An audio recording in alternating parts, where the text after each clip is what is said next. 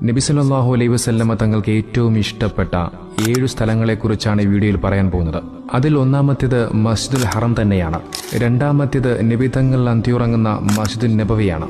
നിങ്ങൾ മക്കയെ എത്രത്തോളം സ്നേഹിക്കുന്നുവോ അത്രത്തോളം നിങ്ങൾ മദീനയും സ്നേഹിക്കണമെന്ന് നബി തങ്ങൾ നമ്മോട് പഠിപ്പിക്കുന്നുണ്ട്. മൂന്നാമത്തേത് ഫലസ്തീനിൽ സ്ഥിതി ചെയ്യുന്ന മസ്ജിദുൽ അഖ്സയാണ്.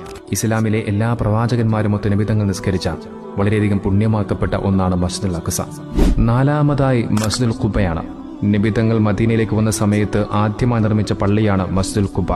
മസ്ജിദുൽ ഖുബയിലെ നിസ്കാരം ഉംറയ്ക്ക് തുല്യമാണ് എന്ന് നബി തങ്ങൾ പഠിപ്പിക്കുന്നതായി ഹദീസുകളിൽ കാണാം. അഞ്ചാമതായി ഉഹുദ് യുദ്ധം നടന്ന ഉഹുദ് മലയാണ്. ഉഹുദ് മല നമ്മെ സ്നേഹിക്കുന്നുണ്ടെന്നും അതിനാൽ നാം തിരിച്ച് ഉഹുദ് മലയെ സ്നേഹിക്കണമെന്നും നബി തങ്ങൾ നമ്മോട് പഠിപ്പിക്കുന്നുണ്ട്.